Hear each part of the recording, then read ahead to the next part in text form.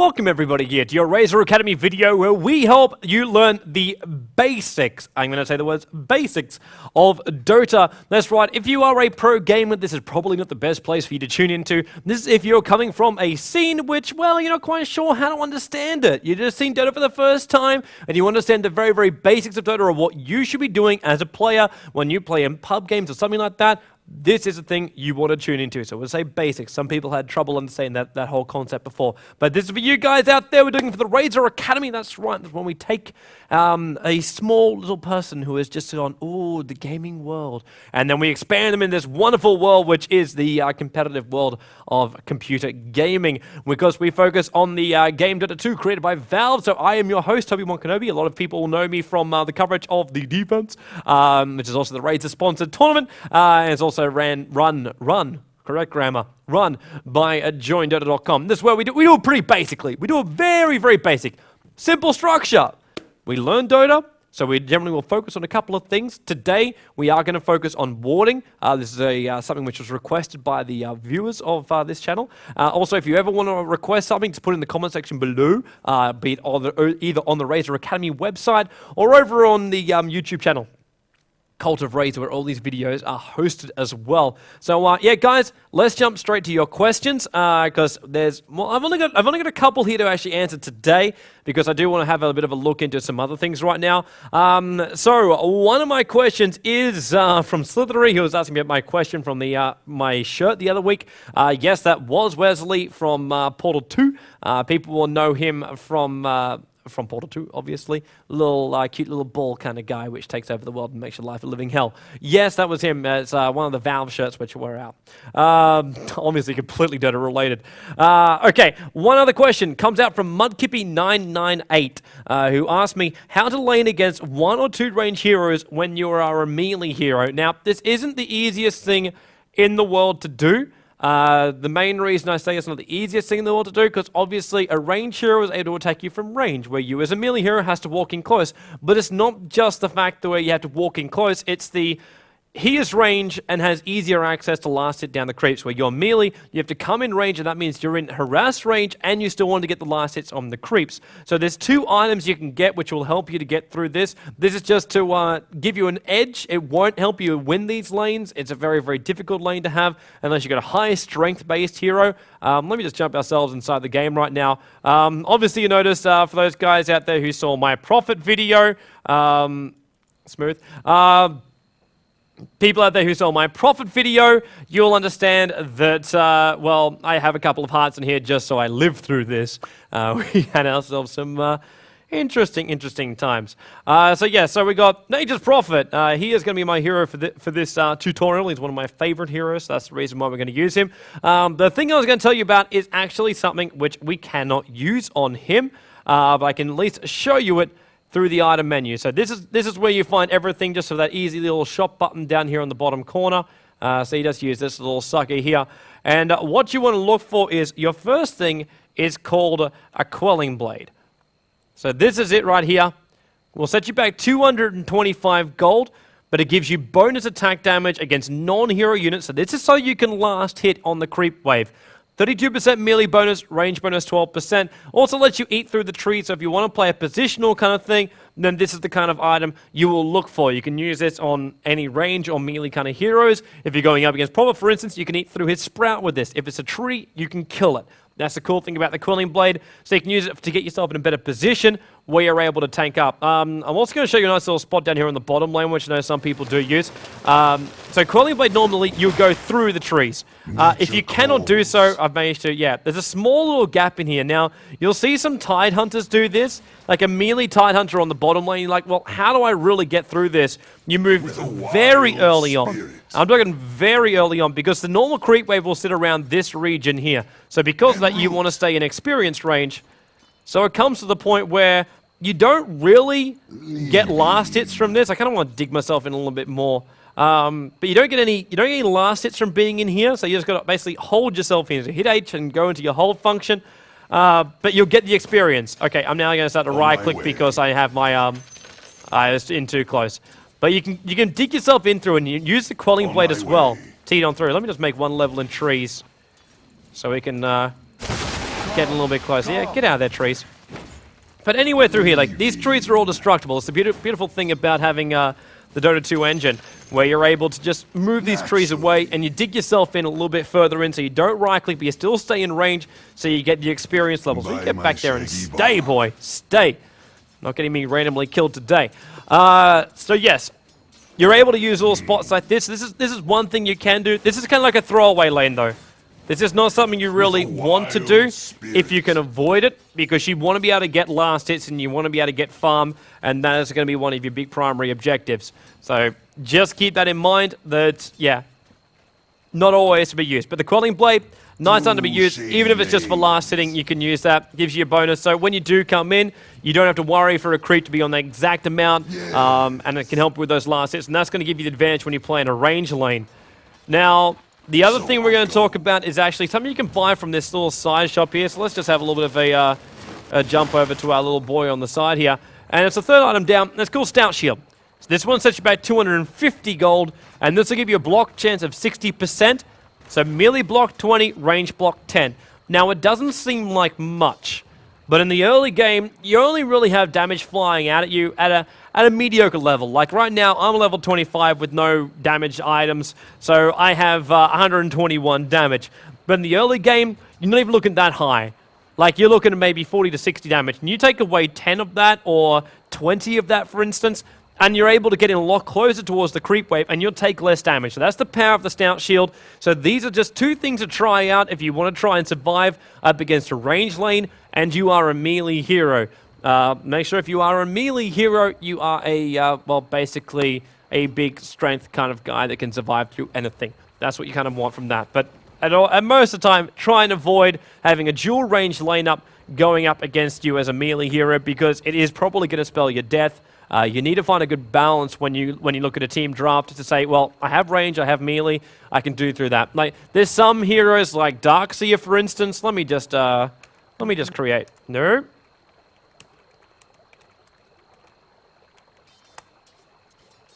They just created back a base. Pretty sure it would have just done that. Okay, guessing that's not working. I was able to create my Tinker before, but it's not going to let me create my Darkseer. All right, but Darkseer's got this thing called Iron Shell. In fact, I can do the next best thing, and that's going to go through the Learn little tab here. You can find this as well.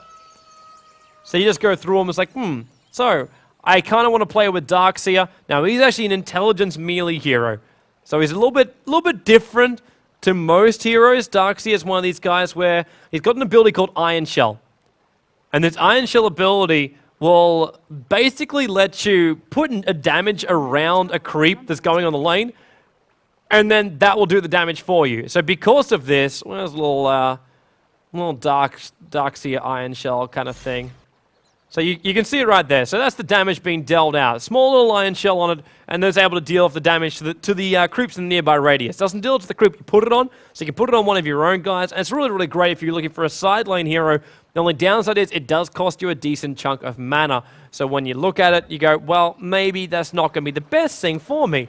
Like, do I really have this mana? I need to get Soul Ring. It's great for side lanes, though, so if you are looking for another melee hero that lets you do that, that's a good path to go down. So that was my Kibby's question.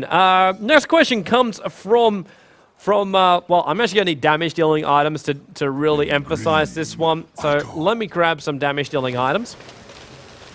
So I got a question right now from Pessel, and he asked me, what's backdoor regen and how does it work? So let me get rid of a couple of these guys.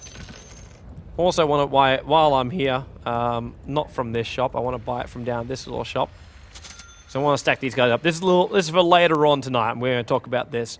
So I want to have some whole bunch of gold. Give me a whole bunch of gold. Thank you very much. So I want to go divine. And I got to spell it correctly to actually do that. Lol. I just found it from Demon Edge. So Demon Edge, Divine Rapier. We'll grab two of these guys. So now I do a crap ton of damage. Now, this is probably going to be my death, and I know you guys will laugh your ass off. In fact, just to make sure, I'm going to do this. I had an embarrassing moment in one of my previous Prophet videos, so we're not repeating that. So backdoor regen. Backdoor regen was originally created. For those guys who are wondering what backdooring is, this is considered to be a door to your base. This is a door, and this is a door. this is as far as explaining what backdoor regenning is. If you enter into this base area without a creep wave, it was considered backdooring. Now, in some circles in Warcraft 3, this was considered to be illegal, and you would instantly, the second you did damage to any building inside the base, without a creep wave being inside the base, you would forfeit your game. It was frowned upon that much. It was actually illegal, mainly in the European and American scene. In Asia, it was actually okay to do so, because it made for some thrilling moments, and it came down to the fact that if you didn't protect your own base, then it was your own stupid fault. You got to have BTs, you got to have TPs, get back to base, defend what is yours before they kill it. So this is optional to do. Obviously, you still have to go through the normal progression where you kill a tier 1 tower, then you can kill a tier 2, your middle tower then a tier 3, and then your racks. These racks don't open up unless you can kill off this tower, but you can backdoor towers. So, how does this now work in the world of Dota 2? Would be the question to ask. Now, backdoor regenning is still actually here in the world of Dota 2.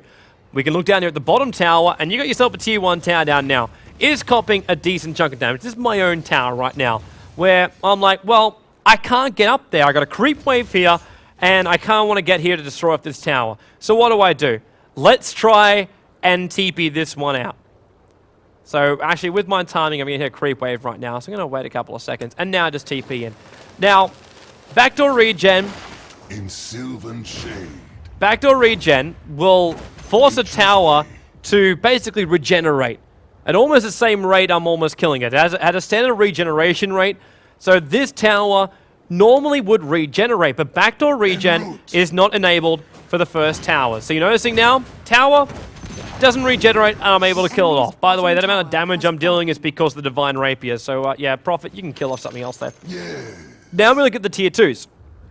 So normal, so tier 1 towers, then tier 2 towers. Tier 2 towers and onwards have backdoor regeneration. So we'll do it right now. And you notice here, the tower, it dies and then regenerates. Eventually, you'll kill it if you have enough damage. But if you do something like this, let's just get rid of one of these rapiers. So now we start attacking the tower. I was like, well, okay, this is great. So I'm basically not dealing enough damage to kill it at any decent rate. And then you drop another rapier. And the amount of damage I have to do to the tower will actually force it to regenerate up to full health faster. And this is backdoor regeneration. This is to stop you from taking advantage of a game which is normally a momentum-based game, but it still gives you the opportunity, when you have the damage, to jump in and take out the critical points. So eventually, I would be able to kill off this tower, because I have enough damage to do so. And this is where backdoor regen kicks in. I just realized too, the creep wave has kind of arrived too, and that's screwing a little bit with my scenario here. But we can get rid of this. The enemy's bottom tower. So now the tier 2's gone, you can attack the tier 3 tower. And this keeps going through as well. So the tier 3 tower will also, like, now because the creep waves here is going to be okay. But I can't attack these targets because I haven't taken out anything else. If I want to attack the tier 2 in mid, I cannot do so. If I want to go top, yeah, I'm really glad I bought off these 3 hearts. But we can push in through all these lanes. And the fortification will also work not only for towers, but it will work for your range and melee barracks. So you can't backdoor this kind of stuff. I kind of want to get rid of this creep wave on bottom lane. But I gotta wait until this, basically this tower and creep wave does so itself.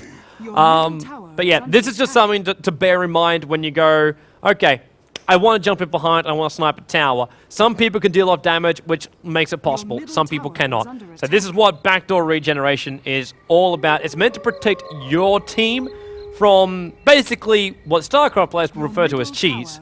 It's a cheap way of attacking and a cheap way of trying to advance through into the next round. So yeah, they do it that way. It's the same reason why you can only attack tier 1, tier 2, tier 3, racks, tier 4, and then throne. These towers must go down before you can attack the throne. And it makes it so there is a progression to the game. Alright, we have one other point to actually get through today, and that's going to be warding. Now, a lot of people have asked for this one, so I'm going to go through the Radiant side as well as the Dire side wards, because a lot of the wards positioning overlaps. A lot of this overlaps. So, obviously, as you can now see, The wards are currently on cooldown. I can pick these guys up. You can carry as many of these wards in one little spot as you want to, but they do have a respawn time. So obviously, it'll now restock me again in 5 seconds time. So we're going to grab some more wards, and we're going to place them in key positions around the map. Now, warding, there we go, 6 minutes cooldown for each ward. And everyone you buy gives you two wards to plant. Now, warding is a pretty critical thing. And that's understating it. That's understating it a lot, in fact. Warding gives you vision around the map. Most of the time when you talk about a map and you're talking about control, I start going, where is the map dark? Where can I not see? Where do I not know where my opponents are? I need intel. Just like the StarCraft players, you want to know where your opponent's going to be. Most of the time you can guess what they're going to do. Like a certain map would lend you to a certain expansion, which will probably also favor a certain build. So to a point, you can assume what your opposition's going to do, but you need to know really 100% what they are doing. So you look for key points. And the first 2 key points, and this will happen at the start of every single game, is for the runes. So you got one rune spot here, and the other rune spot just down here. You'll notice in these positions too, you'll have little eyes. Now, Val put these little guys in to help people who are looking to basically ward off the initial places. So if you ever see one of these guys here, this is telling you this is a good position for a ward. Now, you'll notice me standing up here. I got some decent vision up here because I'm on the high ground now. This is nighttime, so your field of vision is disrupted up a little bit. So when we go back into the daytime, we'll re-look at the wards we'll plant right now. So let me just plant one ward here. So, smack bang in the middle of the eye. Notice through the ward has a better vision, because hero vision at nighttime and daytime, you can actually check it out. I'm trying to find the place. I always look at it from the DOTA website, so you guys can check it out there. But the heroes have different vision when it comes to nighttime and daytime. Wards, they are pretty similar as well. They've got different vision depending on the times. But this ward, we'll actually walk a little bit further away so we don't interfere around the side here. So normally, before I was looking around like, oh, I can't see anything. It's all caught in the fog of war. And now I've got this one ward here. I can watch the ramp moving in and out of the Radiant jungle. I can see the rune down the bottom, as well to an extent the high ground. So sometimes people will walk up to this little point here and then look down to see what the rune is. And you can see the transition from the bottom lane in towards the rune and up towards the middle lane, which can go up the river or go up the ramp. And to a point, in fact, this ward's actually pretty nice because you can see all the way up for every single entrance angle into the Roshan pit.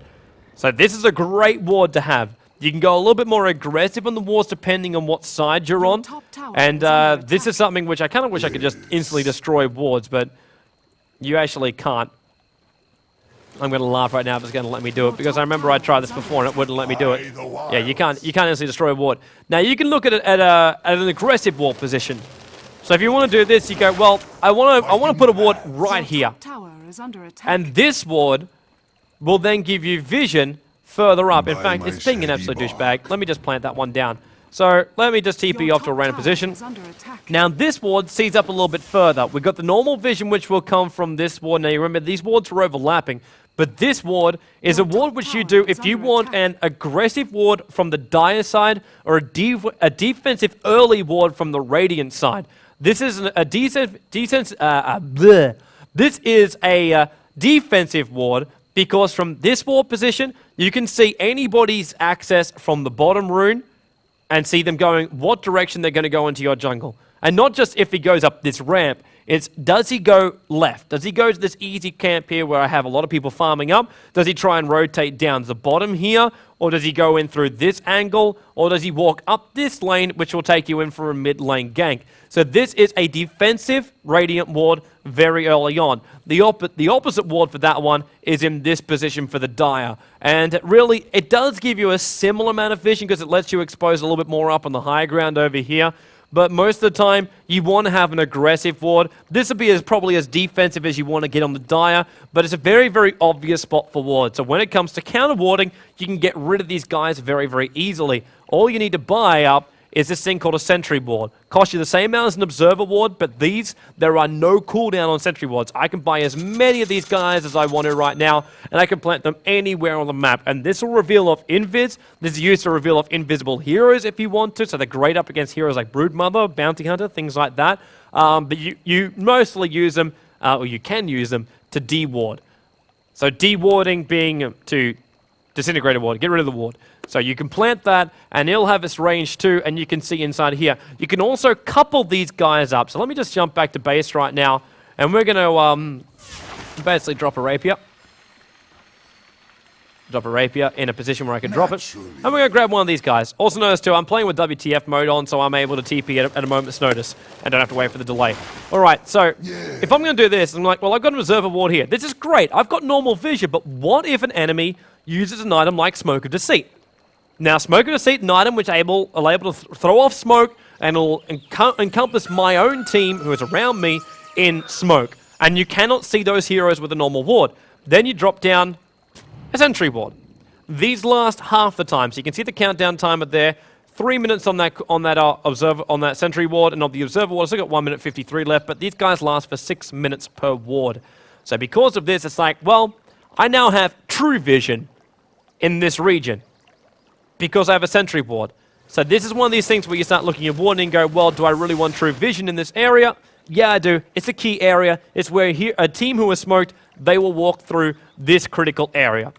So because of that, you normally look to buy up a couple of sentry wards wherever you possibly can. All right, so we've now looked at our bottom lane. Now this will be the early game. Aggressive and defensive wards. You can also, if you're looking for a laning ward, you can plant one up here.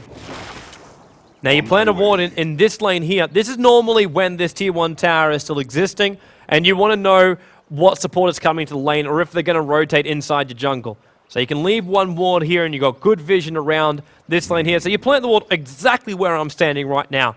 Plant the ward there. You'll see if they're going to go down, if they go up, or wherever they're going to rotate. That's all visible from that one area there. Blocking wards, let's look at that a little bit later on. I want to check out the top lane wards now.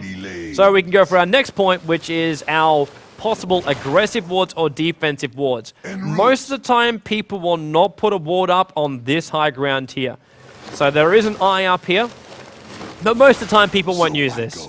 Like, you got some decent vision up here, but it's rather restricted when you want to look further down. Like, you got vision now of the pathing going up into the secret shop, which is this little guy here, which funnily enough isn't so secret, but is still out and about in the map.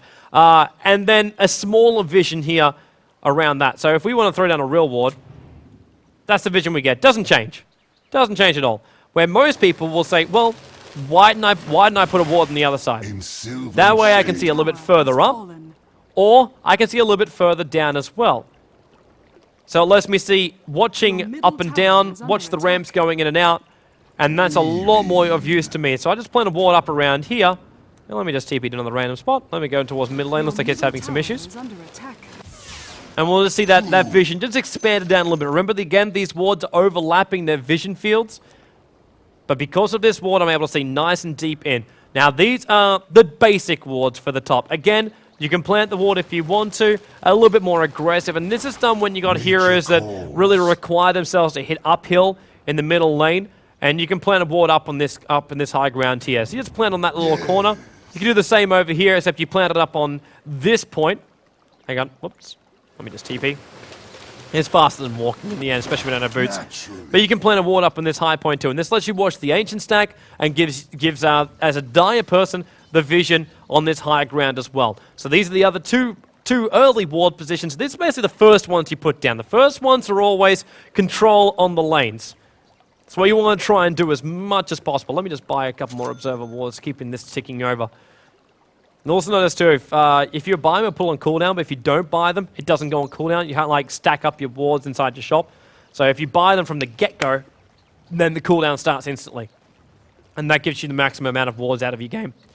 Alright, so we can put a ward up here, and that gives you an advantage in the middle lane. So these are just your basic wards to start off in the middle lane. Notice also they're now starting to die off. So this vision's gone. So what happens if your team is starting to win? So, for example, what's happening up here on the top lane? Okay, tier 2 tower's already gone.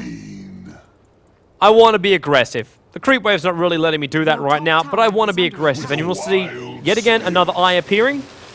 And this is up here on the higher ground. Now, there's a position like this for the Dire and a position like this for the Radiant. Look at my vision around for just where I'm standing. I've got all the vision in the world. I am basically Leonardo DiCaprio on the Titanic right now. So, plant my ward, and let me just TP back to base.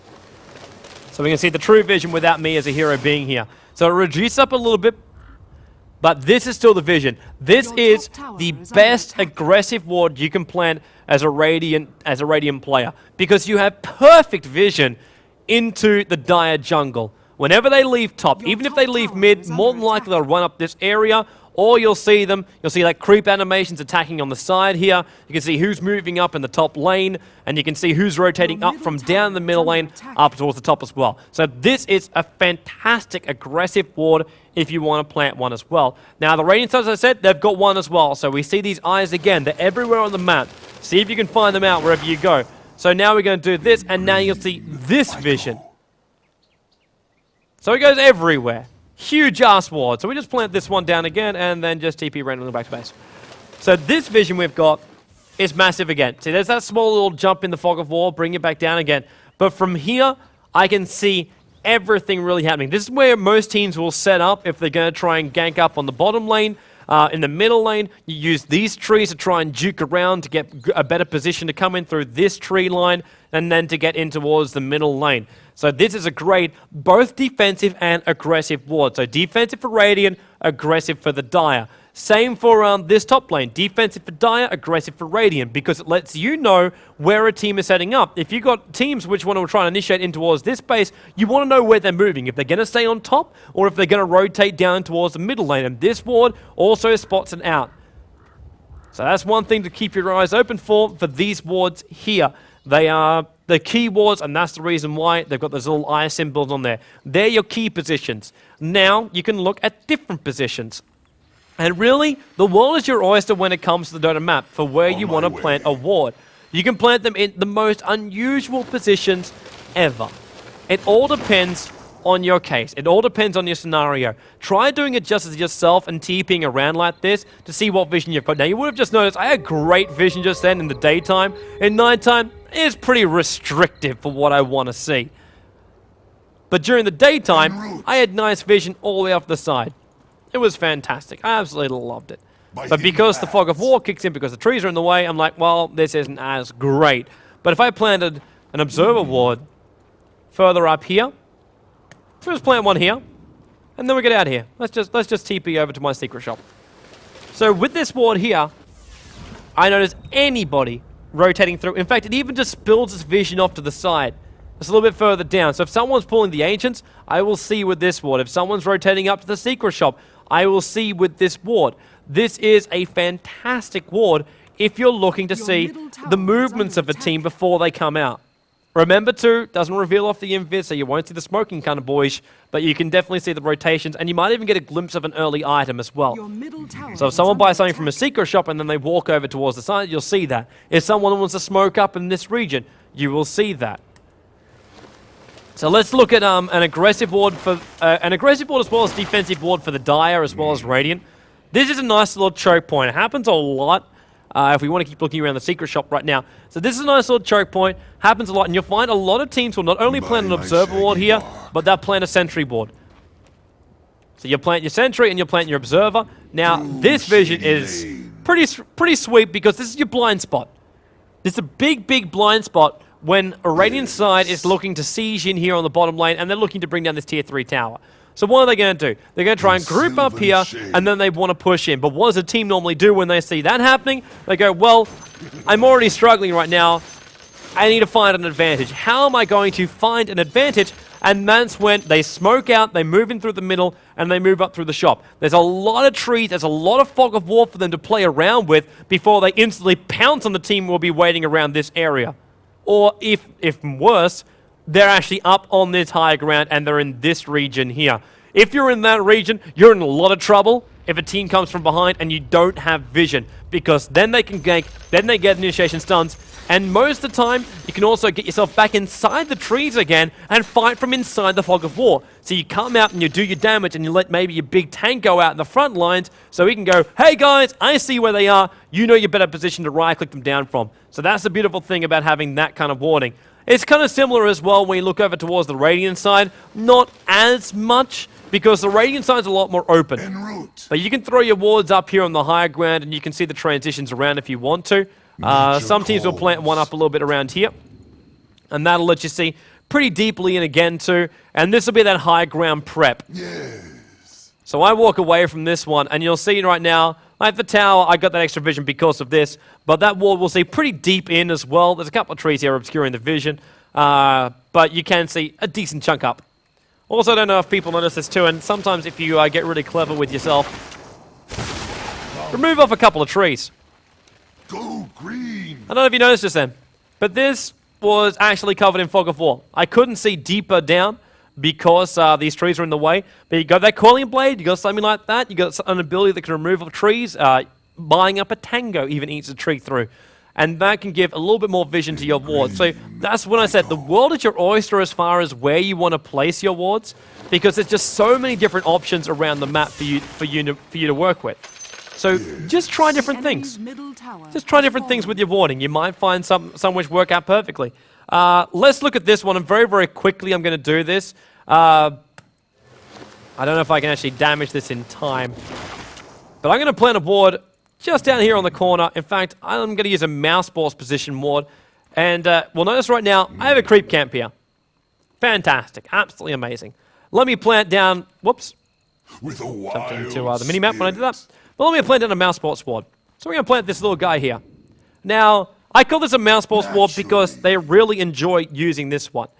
Notice, I get good vision, nice inside the jungle. I got nice vision if they're going to try and pull off towards the side, because my vision... There we go. That's the end of my vision. That's what this ward gives me.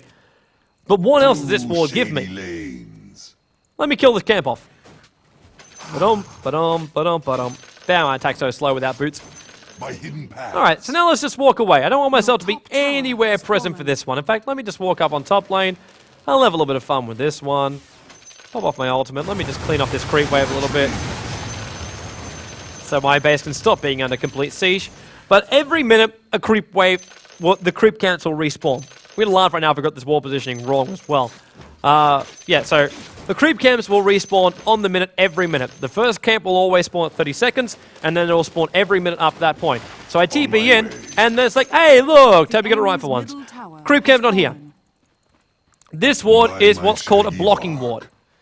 Now, there are multiple positions you can do this. Obviously, they get revealed with sentry wards, so if the jungle is very, very key to you very early on, what you want to do is have 2 sentry wards straight off. The fun thing is searching for this bloody ward, because it can go anywhere. Some people will even cut into the tree line to put it in. You can put it just here in the midst of this tree here. Hang on, let me just... Leaving. I know it's just in that little nook and cranny. You can fit a ward in there. Okay, it's going to be an absolute douchebag. But you can find these little ward positions. The fun position is to always put one that's just here in this little area. And these sentry walls, because they give out... I don't know if you guys will ever notice this one. Let me just throw this in. Just a random open position. So let's jump in the dire jungle. Alright, so sentry ward. Now, the sentry ward has a small field of vision around it. Now, while that won't seem like much, if you walk over the top of the sentry ward and you are invis or you are visible, it doesn't matter, you are going to be revealed in this small little region. So because of that, it acts as a placeholder. This is vision in a certain area. Now, if there is any kind of vision when it comes to certain jungle camps, the camps won't spawn. So you can't sit in the middle of a camp and kill it off and have it respawn again. I just TP back to... I just double tap my TP. Alright, so I can kill off this entire creep camp. Let me just get a little bit more help. Alright, so the creep camp's gone. This spawned up normally. I already have my wars down there, so it spawned up normally. But I stand here and a block. So you can body block creep camps as well, or you can use wars to do so. And this means you don't always have to risk yourself just being in a bad position. You can just leave your wards there and they'll do the job for you. Obviously, observer wards last twice as long as sentry wards, so you always use the observer wards when you want to try and do this kind of stuff. But just keep that in mind when it comes to, oh my god, why is my creep camp not spawning? It's probably because some guy is being an absolute douchebag to you and they're doing this. They're putting the wards down and they're stopping your camps from spawning. So I suppose this is actually gonna wrap us up right now, guys, because I realize I've been taking up a lot of your time. These things do end up going a little bit longer than I sometimes anticipate.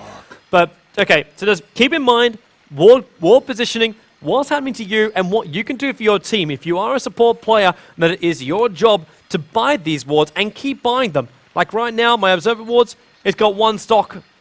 I want to always keep it at 1 stock, because then the cooldown, as you see right there, is 350 seconds right now. If I waited another 350 seconds before I bought my ward, then I would be wasting time for that respawn counter to come back on again. And then I'll get less wards for the length of the match, which means we would have less vision in total, and yeah, life becomes hell. By the way, also, just one last thing I'm going to mention before I 100% wrap this thing up, is one fantastic item. If you are having a lot of issue because you know your opposition has a lot of vision, and they keep ganking you because they've got vision, and you know you can live and maybe you to black them out. And when I say black them out, you make the map black. You make it so it's all encompassed in Fog of War. You buy what's called a Gem of True Sight. Now, this one will set you back 700 gold. It will drop if you die. And that means anybody can pick it up, be it your allies or your opposition. So we're going to buy a Gem of True Sight. Let's get rid of these little guys. So I buy a Gem of True Sight. This will let me reveal off anything in this. We're talking heroes. We're talking wards. We're talking anything. That's what the gem is capable of doing.